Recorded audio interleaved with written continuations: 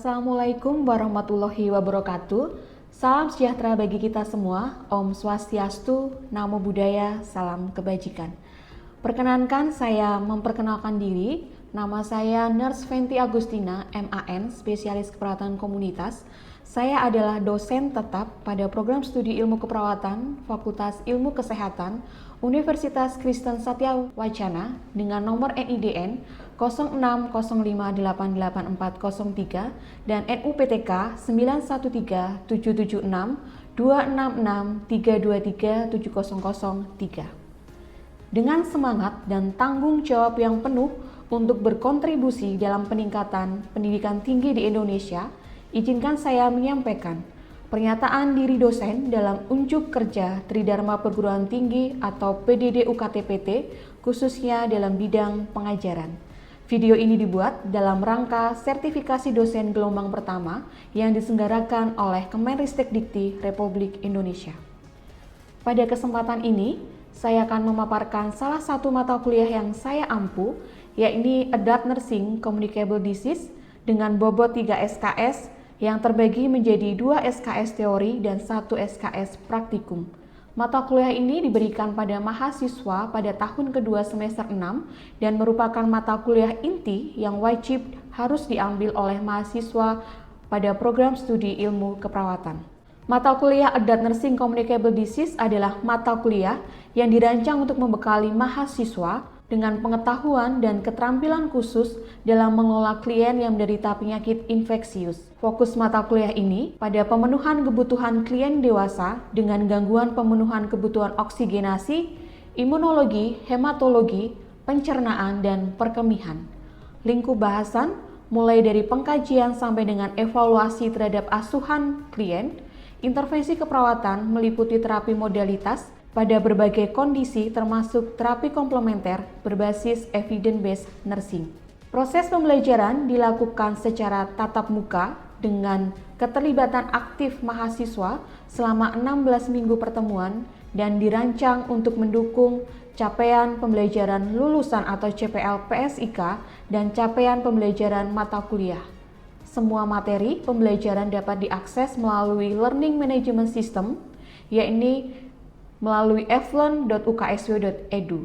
Mahasiswa dapat mengunduh dokumen pembelajaran dalam LMS ini, di antaranya rencana pembelajaran semester, rencana penugasan, dan juga mengunggah semua dokumen tugas yang diberikan dosen kepada mahasiswa. Metode pembelajaran yang digunakan dalam mata kuliah berpusat pada mahasiswa atau student center learning dan juga mengkombinasikan dengan teknik problem based learning di mana mahasiswa akan diberikan kasus kemudian merencanakan intervensi sebagai solusi dalam penyelesaian masalah. Metode pembelajaran yang diterapkan pada mata kuliah ini meliputi 1. Ceramah partisipatif, 2. Diskusi terstruktur, 3. Pembelajaran berbasis kasus, keempat, penugasan proyek berbasis evidence-based practice nursing, kelima, presentasi dan umpan balik, keenam, praktikum di laboratorium, dan ketujuh, pendayagunaan learning management system. Untuk mendukung ketercapaian CPL PSIK, maka CPL disusun untuk memenuhi aspek sikap, pengetahuan, keterampilan umum dan khusus berdasarkan pada kurikulum AIPNI dan Kemendikbud. CPL yang relevan dan diintegrasikan pada mata kuliah ini diantaranya 1.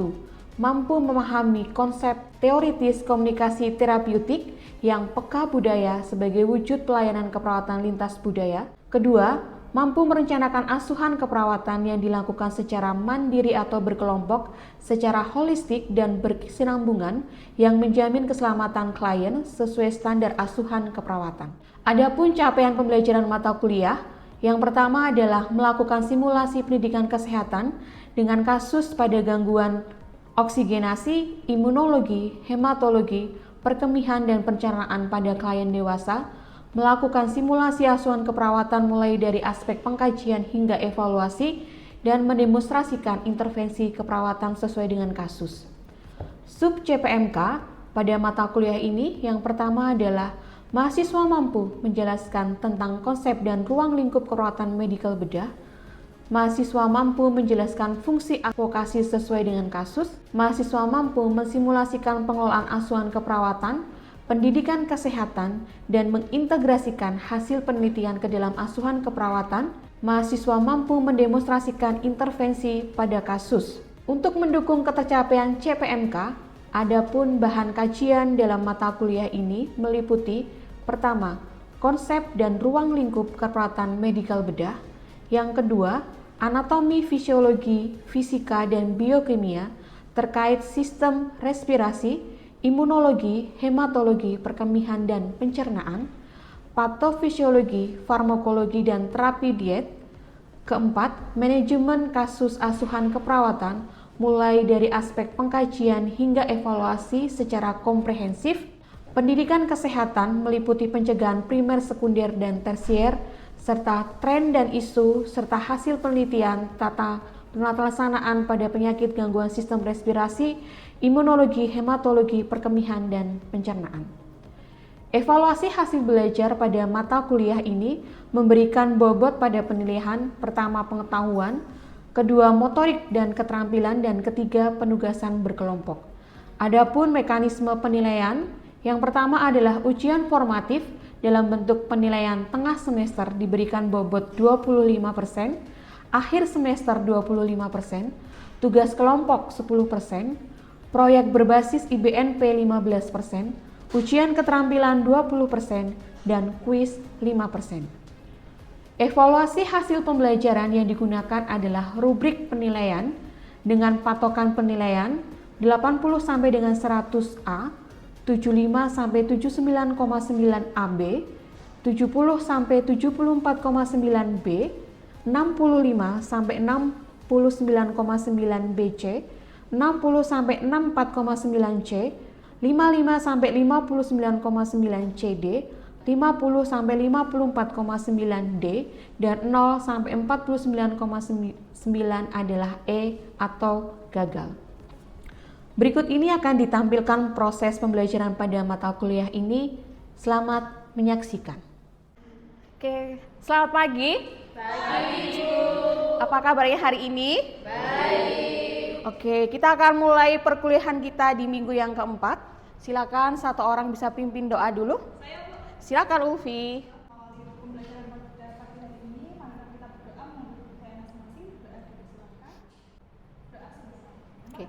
Terima kasih Ulfi. Ya, hari ini sesuai dengan RPS minggu keempat, kita akan belajar terkait ISPA. Oke. Minggu kemarin kita sudah belajar anatomi fisiologi terkait sistem pernafasan. Hari ini kita akan bahas kasus patologi yang terjadi pada sistem pernafasan, salah satunya adalah ISPA. Bawa handphone semua ya? Oke. Kita mau kuis kecil dulu. Kita akan refleksi terkait anatomi fisiologi sistem pernafasan. Boleh di-scan dulu, silakan nanti dikerjakan. Saya kirim materi minggu kemarin dan sudah saya berikan terkait dengan materinya. Kita akan merefresh kembali untuk masuk sebelum materi terkait dengan ISPA. Ada yang sudah bisa? Oke, silakan tulis nama masing-masing, kemudian kerjakan. Jadi itu mencocokkan. Ada organ, kemudian nama organnya apa? Ada 9 organ dalam sistem pernafasan, baik pernafasan atas ataupun bawah. Silakan tinggal ditarik ya dari masing-masing nama yang ada di samping kiri dan kanan, kemudian ditarik sesuai dengan nama organnya apa. Waktunya 2 menit. Oke, ada yang sudah selesai? Sudah. Oke. Silakan satu orang bisa mencoba. Kita lihat. Oke, silakan. Bisa dari situ, ada 9 organ. Yang pertama, satu lagi, bronkus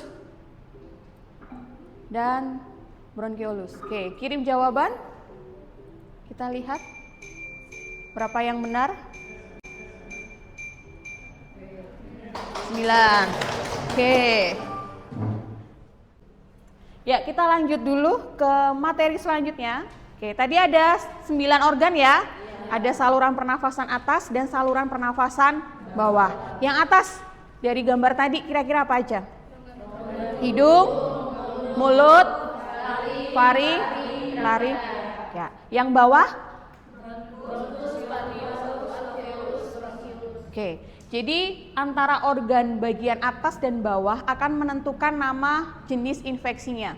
Contohnya, kalau di atas ada sinus, infeksinya berarti namanya sinusitis. Kalau infeksinya ada di daerah bronkus, bronkitis. Kalau infeksinya di daerah bronkiolus, bronkiolitis.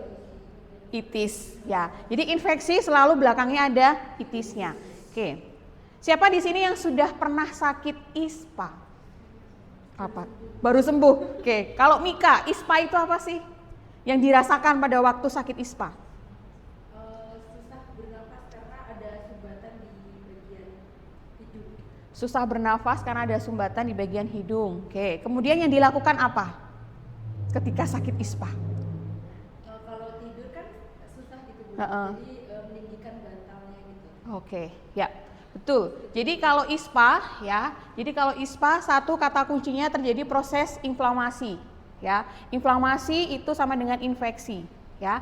Jadi inflamasi yang terjadi karena mikroorganisme patogen ya. Karena mikroorganisme patogen yang ini penyakit menular atau tidak menular?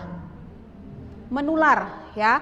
Jadi seseorang bisa kena ISPA itu bisa menularkan ke orang lain. Yang pertama adalah inflamasi, yang kedua adalah disebabkan oleh mikroorganisme ya, dan itu bisa menularkan baik dari kita ke orang yang lain ya.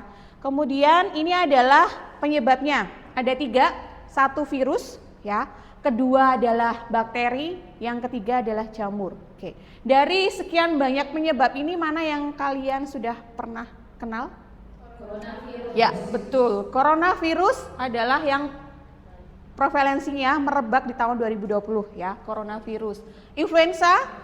Ya, influenza sering kita alami penyebabnya karena virus. Jadi virus, bakteri, jamur adalah penyebab dari ISPA, baik itu ISPA akut maupun ISPA akut di bagian saluran nafas atas atau bawah. Oke. Selanjutnya bagaimana penularannya? Penularannya kira-kira dari apa? Droplet. Droplet itu apa? Batuk atau percikan. Betul Victor. Percikan ketika seseorang itu batuk, bersin ya, sehingga virus, bakteri atau jamurnya itu bisa keluar dari penderita ya. Di sini ada gambar yang pertama ketika kita batuk, kliennya itu pasien kita itu kena ISPA, kemudian batuk, dia bisa menularkan. Kemudian jangan lupa ketika kita bersentuhan. Jadi ketika batuk atau bersin, si penderita menutup mulut, tidak cuci tangan, kemudian bersalaman dengan kita. Virus atau bakterinya itu bisa berpindah. Yang ketiga, lewat apa? Alat-alat yang betul disentuh oleh pasien atau penderita. Jadi ketika kita COVID ya, biasanya kan kita sendirikan ya, alat makan sendiri, kamarnya sendiri, karena memang bisa terjadi penularan tidak langsung dari alat-alat yang dipakai oleh klien atau penderita. Oke, ini tanda gejala tadi sudah disebutkan oleh Mika ya. Pertama ada demam ya, demamnya bisa mulai demam ringan sampai demam tinggi ya. Berarti kalau ringan kita dikatakan demam suhunya berapa? Betul, di atas 37,5 ya. Kemudian batuk, mulai batuk tidak berdahak atau kering sampai dengan batuk yang sekretnya kental ya, sampai susah dikeluarkan. Yang ketiga, pilek atau hidung berair ya. Tadi Mika merasakan hidungnya awalnya tersumbat, tiba-tiba meler ya, kemudian bisa berair. Keempat, sakit tenggorokan, biasanya nyeri untuk menelan. Ketika kita sakit tenggorokan, kita nyeri untuk menelan, jadi susah makan atau kurang nafsu makan. Kelima, pusing, kemudian lemah, letih, lesu, bahkan yang terakhir adalah kalau gejalanya berlanjut itu bisa sesak nafas ya. Jadi awalnya ISPA akut Bu, hanya demam ringan, tapi kalau kita tidak diberikan obat bisa terjadi sesak nafas. Oke. Ini tanda gejala baik pada kasus infeksi oleh virus, bakteri atau jamur, tanda umumnya sama ya. Demam, batuk, kemudian hidung tersumbat, kemudian sakit tenggorokan, pusing, lemah, letih, bahkan sesak nafas. Oke. Ini manifestasi klinis ya. dibagi menjadi 3, ada ringan, sedang, dan berat. Silakan boleh dibaca dulu 1 menit, perbedaannya apa dari masing-masing ringan, sedang, dan berat.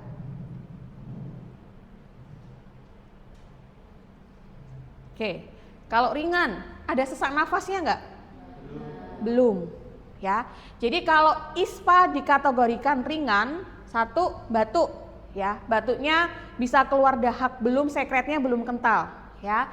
Kemudian kedua, pilek, hidung berair, ya, tiba-tiba netes dengan sendirinya, ya, bukan netes karena darah tapi air yang keluar. Kemudian nyeri tenggorokan sehingga kita tidak nafsu makan, demam ringan, jadi demamnya 37,5 sampai 38, masih belum tinggi. Kemudian Malaise itu apa? Lemes, letih, lesu, ya, Malaise. Kemudian nyeri kepala, konjungtivitis, berarti konjungtivitis infeksinya di konjungtiva, ya, berarti kemerahan. Jadi kalau kita ISPA biasanya hidung, mata, sama telinga itu terserang. Jadi telinga, hidung, tenggorokan. Ya, jadi telinga, hidung, tenggorokan itu satu saluran. Jadi kalau tiba-tiba Bu telinganya berdengung, padahal kan saya cuma flu, tapi kok saya nggak bisa nyeri untuk menelan, itu karena THT itu tadi berhubungan jadi satu. Suara serak, ya, di ISPA ringan. Kalau sedang ada sesak nafas nggak? Ada, ya. Di sedang itu berarti semua yang ada di ringan ketika tidak terobati maksimal akan masuk ke fase yang sedang. Ya, ada sesak nafas, batuknya lebih sering, ya, kemudian sekretnya lebih kental. Di sini sudah kehilangan nafsu makan karena nyeri tenggorokannya, ya. Di sini nyeri telan, kemudian sesak nafas ringan, bahkan ada nyeri dada ketika batuk, bahkan mual muntah sama sulit tidur. Jadi sulit tidurnya karena batuknya terlalu sering sehingga dia mengalami sulit tidur. ISPA berat apa? Sesak nafasnya. Ya, semakin berat, nafasnya cepat dan dangkal. Respirasi normal berapa? Respirasi 16 sampai, ya, berarti kalau dia cepat dan dangkal, respirasinya lebih dari 20 kali per menit, ya. Kemudian sianosis berarti kebiruan, ya. Demam tinggi berkepanjangan, ya, hati-hati bedakan antara ISPA, malaria sama DHF, sama-sama demamnya berkepanjangan tapi penyebabnya berbeda. Bahkan di sini ada kesadaran menurun. Hati-hati ya. Awalnya cuma batuk pilek tapi tiba-tiba kesadarannya menurun. Awalnya kompos mentis, kemudian somnolen, tiba-tiba dia ketika diajak bicara dia ngelantur, ya. Kemudian terakhir adalah pneumonia. Pneumonia ini adalah radang paru, ya, radang paru.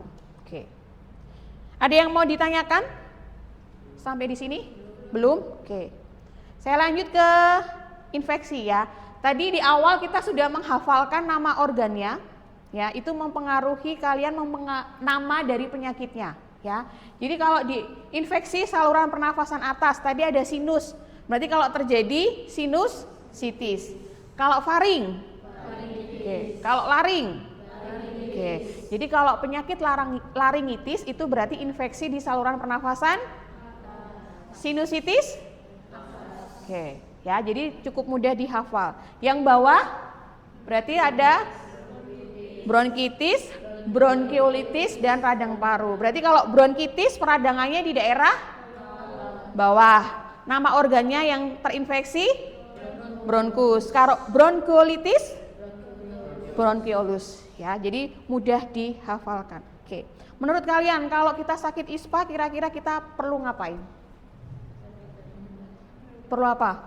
Dirawat. Oke, dirawat kalau kasusnya apa, Helby? Ringan, sedang atau berat?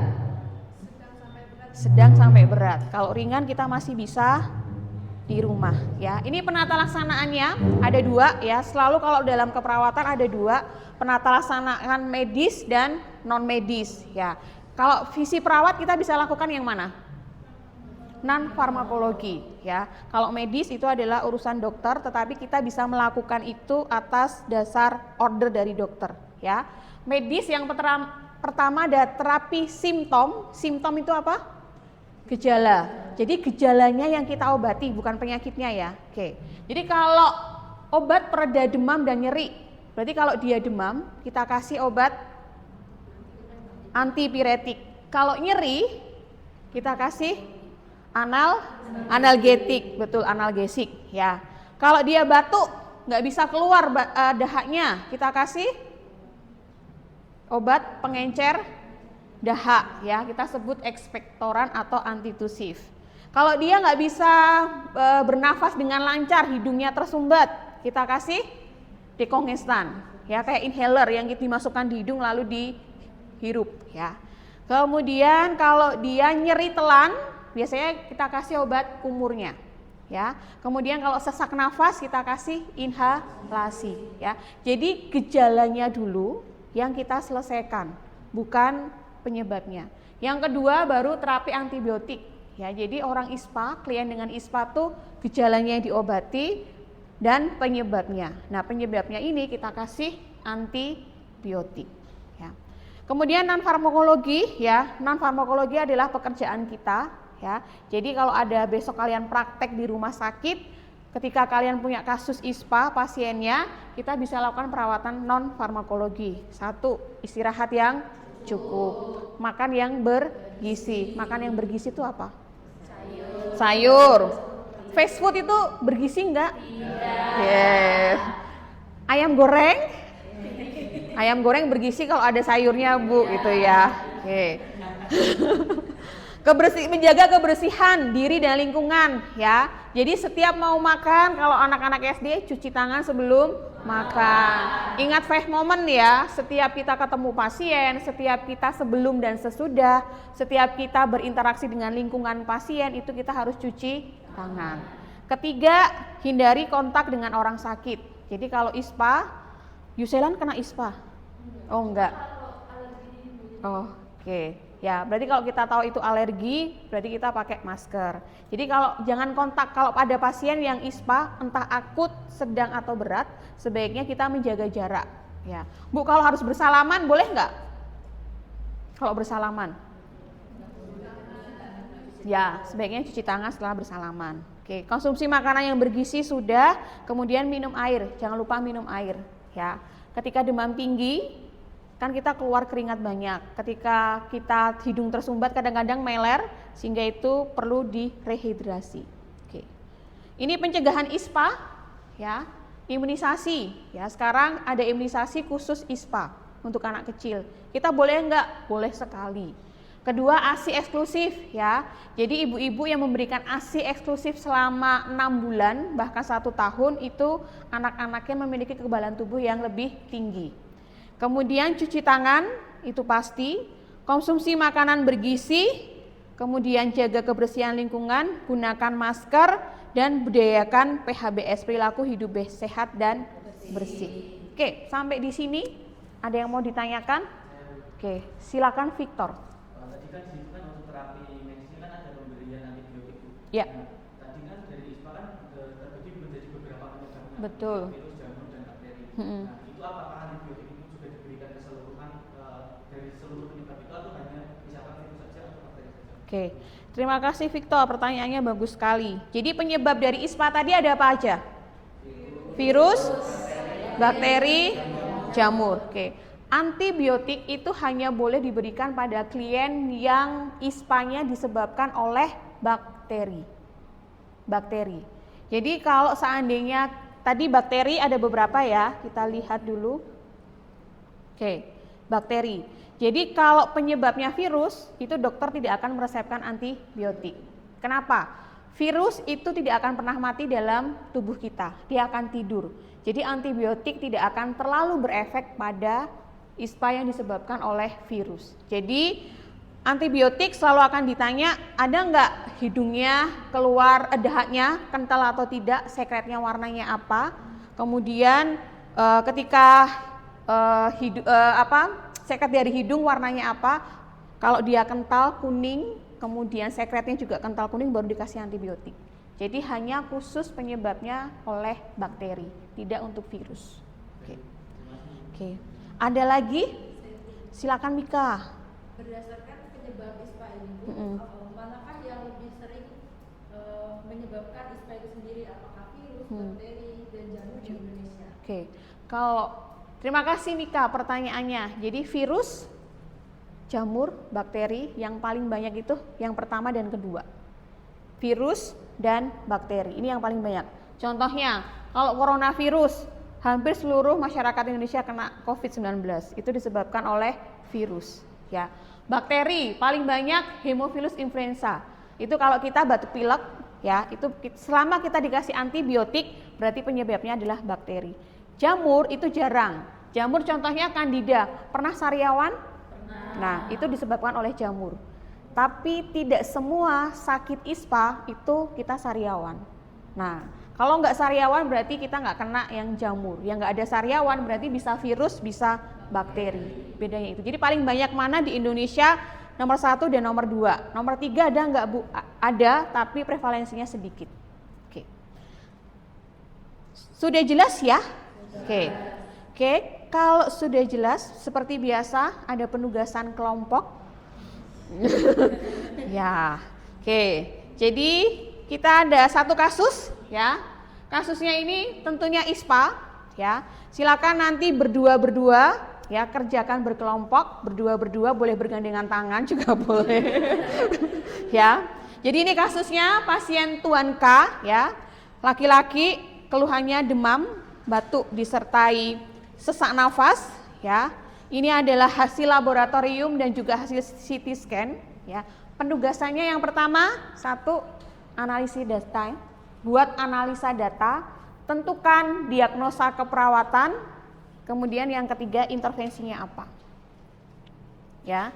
Kerjakan, kemudian diunggah di Eflen, nanti saya buatkan linknya. Sudah masuk di Eflen semua ya? Sudah. Nanti silakan di-upload, ya. Dalam satu kertas saja, kemudian diagnosanya, analisanya apa, diagnosanya apa, intervensinya apa. Oke. Paling lambat minggu depan ya. Oke. Ya, untuk mengakhiri materi hari ini kita ada post test, ya. Saya yakin materinya sudah cukup dimengerti ya. Oke, kita ada post test. Silakan dibuka linknya. Tuliskan nama seperti biasa. Sudah ada yang bisa masuk? Sudah. Oke.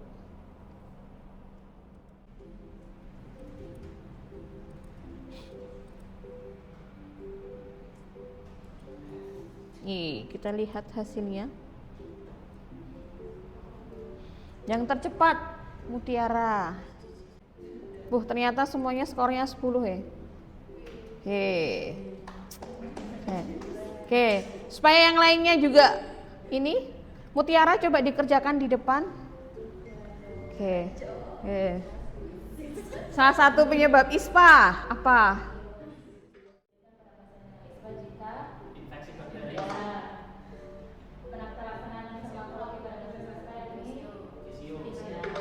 Oke, good job. Oke, saya kira materi hari ini mudah dimengerti, ya, mudah dipahami. Silakan kita pertemuan minggu depan 1 selesai ya. Silakan penugasan diupload di Eflen. Kemudian tulis nama NIM seperti biasa supaya saya bisa cek masing-masing sudah mengumpulkan. Kita akan kontrak waktu pengumpulan tugas hari apa? Karena kuliahnya hari Rabu. Selasa jam berapa? Oke, ya. Jadi kalau lebih dari itu sudah tidak bisa upload ya. Oke. Sekian materi hari ini, kita akan tutup dalam doa. 1 orang bisa bantu. Silakan Yuselan. Berdosa dan teman-teman, teman-teman akhiri kelas kita. Mari kita satu dalam doa. Saya akan pimpin dalam iman sekali. Teman-teman lain sudah sambut saya. Mari kita satu dalam doa. Kami bersyukur untuk bagaimana kehidupan kami, sepanjang belajar yang telah kami lewati.